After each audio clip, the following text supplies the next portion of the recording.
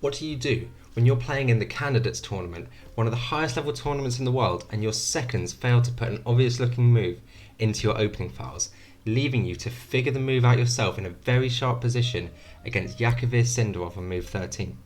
Okay, so here, white is Hikaru Nakamura, black is Yakovir Sindarov. White sacrificed 2 pawns and he's got a choice of 2 moves.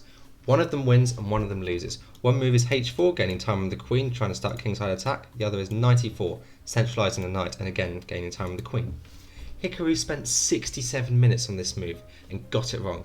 Pause the video, have a go for yourself, see if you can work it out.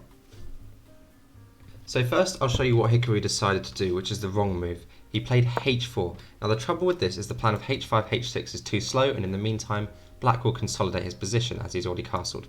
Black goes queen a5 check, b4 sacrificing another pawn, knight takes b4, and now white's idea is to go castle and then queen d2 to put pressure on this knight for c5. So white castles, black goes rook e8 to protect this knight, and we go queen d2, which is what happened in the game.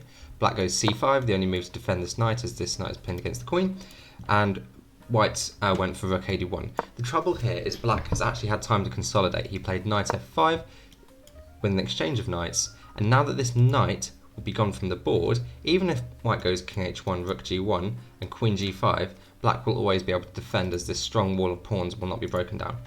Contrast this to the line Hikaru should have played, which is knight e4.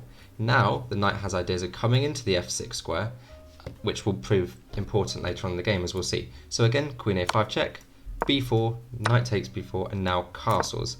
The key difference here is we have the threat of king h1, rook g1, and then knight f6 check, after which black won't be able to capture. We can either go knight f6 as a sacrifice to some lines, and after g takes, the rook can come to g1, and maybe the queen can come to d2 and h6 with a very strong attack. So let's see, rook e8, queen d2, again putting pressure on this knight, so c5.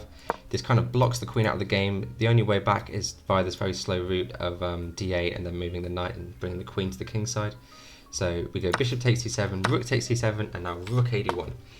Black's position looks okay here because he's up 3 pawns, but he's actually in a very nasty bind. Let's say he plays bishop d7, trying to develop the bishop. We have the sacrifice knight f6 check, g takes, and now king h1. I'm in shock at how brilliant this move is, because basically black can't defend against the threat of rook g1 check. After the king moves to say f8, we've got queen to h6 check, the king moves again, and then the rook will come to the back rank. If the king goes to the h8 square, the queen and rook will come in and deliver checkmate on this undefendable h7 square. That's the idea. So let's see, we might go, instead of bishop d7, black might go, let's say f5, trying to get rid of this back rank threat, but we can still just go queen d8 check, queen takes, rook takes, king f7, then knight here check, we'll pick up this bishop, and then we'll have a winning endgame. If instead, for example, rook e8, trying to bring the rook back and defend this d8 square, we can again go either queen g5 or king h1. There's multiple ways to do the attack. Let's say king h1, knight c6, let's say queen g5, and then after h6, queen g3, we're lining up for a big check on f6. Let's say black plays knight d4 or something, we go knight f6 check, king f8, and now we can either pile up with queen d6 check, start infiltrating black's position, or we can even play knight h7 check, and then after king g8 we'll play bishop e4, and this attack will ultimately be winning.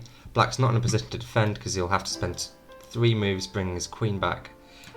His queen side's completely undeveloped, and now rook g1 will be threatening mate, and black's got 3 pawns against basically all of white's minor pieces, so this is winning here.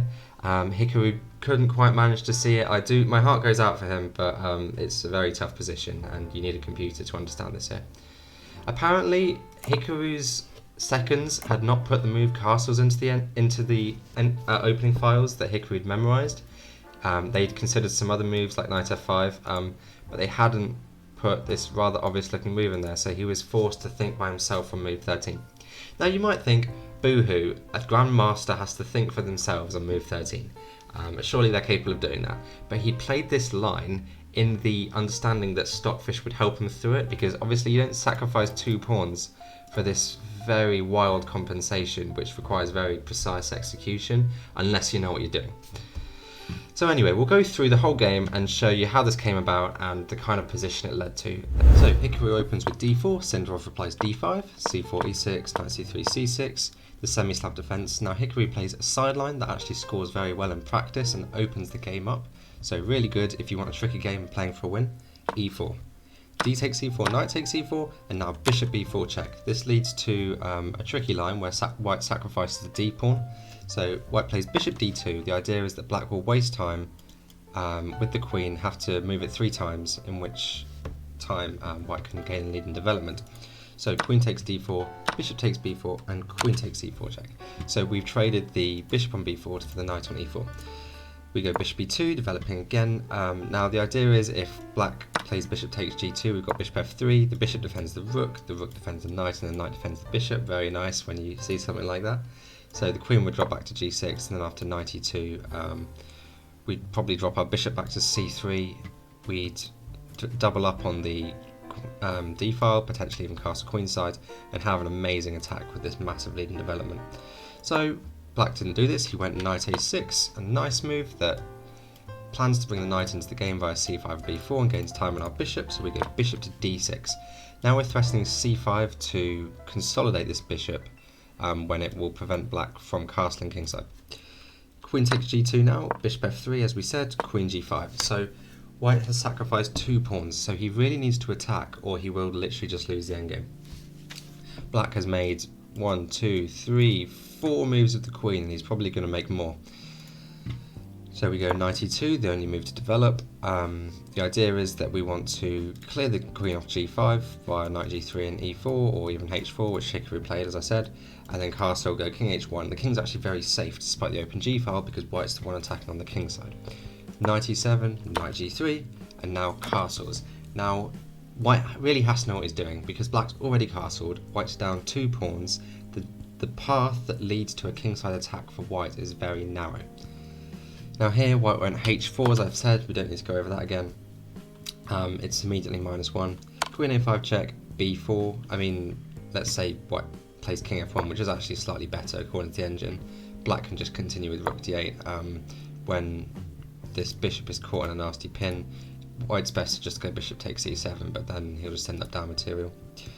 Anyway, b4, knight takes b4 and castles, rook e8, defending this knight, and now queen d2. Queen e1 is also possible. Queen d2 as the extra option of queen g5 once the queen moves away from the a5 square. c5, only move, and now rook ad1. Now this is similar to the line earlier, except that we've played h4 instead of knight e4. We'd much rather play knight e4 because the knight can come into the attack via f6, whereas we're having to wait 2 moves for h5, h6. Knight f5, knight takes, e takes, what else can you do really? Now this knight's gone on attack is a bit of a dead squib. White plays queen f4, nice try. Perhaps he can bring the bishop back to e5, rook to e1, and then queen to g5, something like that. Knight c6, king h1, knight d4. I really like this manoeuvre by black. He just takes 2 moves, he's not rushing, he's bringing his knight to a strong outpost supported by this pawn. He's controlling all the important light squares. He knows white's attack is not coming anytime soon. Rook g1, and now g6, very prudent. It's going to be very hard for white to break through the structure, even if he plays h5, because after h takes, we've always got g takes. And we've got time to bring the queen back in the meantime. Bishop d5, bishop e6. If black didn't have this move, he'd probably be in trouble, but as you can see, it's -2.4. Black is just busy consolidating his 2 extra pawns here. There's not really much I can say. Bishop takes b7, knight e2, white allows the fork, goes for this exchange sacrifice, he's a bit desperate now. Queen d2, queen takes, rook takes, knight takes g1, bishop takes a8. This leads to a series of exchanges where, well, both sides have a rook and a bishop, but white's down 2 pawns. Let's see how Syndrov converted it against number 2 in the world. Rook d8. If white just sat in his hands, black might activate his king. He might play h6 g5. He wants to play on the king side really because he's got the 4 versus 2 pawn majority. The queen side's symmetrical, so not much play there. He's just going to slowly manoeuvre and outplay white. The thing is, even though it's opposite coloured bishops, because there are rooks on the board, that makes the game a lot more decisive. If you were to remove the rooks, you wouldn't have all the attacking possibilities that can lead to decisive games. Rooks are quite good at moving along these open files and targeting weak pawns, for example. Bishop f4, rook takes, bishop takes c4. Hikaru goes for a more drawish endgame because the rooks are off, as I've said, but he's now down 3 pawns, and 3 pawns is about the margin when even opposite coloured bishops becomes decisive, because you just simply can't hold this as white. Bishop e3. I guess Hikaru's idea is to pick up this pawn, exchange it for this one, and then hope the bishop can sit along this diagonal and just defend. Meanwhile, the king can hold back these pawns on the king side. Bishop takes a2, bishop takes c5, a5, f4. White's locking down the king side. I'm sure he knows what's coming, though. I'm sure he knows he's going to lose at this point, and he's just playing on for the love of the game. f6, king f2, king f7. Oh, sorry. Bishop a3, and now king e6, activate the king, bishop f8, a4, king e3, king f7, bishop e4, with both sides just manoeuvring. Black's got a bit of a tender pawn on f6. He doesn't really want to move his king all the way to the queen side just yet, because white will pick up this bishop, this pawn, and then the bishop sitting on this nice diagonal. So he's going to make sure all the pieces are in exactly the right squares before he starts this manoeuvre. h6, king f2, g5, breaking up open the king side, as I said. King g3, bishop d5, bishop a3, bishop e4, bishop c1, and finally black goes g takes h4. The idea is to distract the king all the way to the h file, and then, well, there's multiple ways to win. I mean, if you can play this way, go for something like this, and then obviously once the pawn reaches a3, white will have to give up his bishop, and then obviously bishop and pawn against pawn is winning. So yeah, Sindarov converted this ruthlessly, capitalising on that one mistake. One mistake was all it took, and Hikaru basically sank without a trace, which is really sad, but you have to know your lines when you play really sharp openings. Anyway, I hope you enjoyed. I don't know, maybe you're sympathetic for Hikaru, maybe you were rooting for Sindarov, I don't know. But I hope you learned something, and I'll see you in the next video.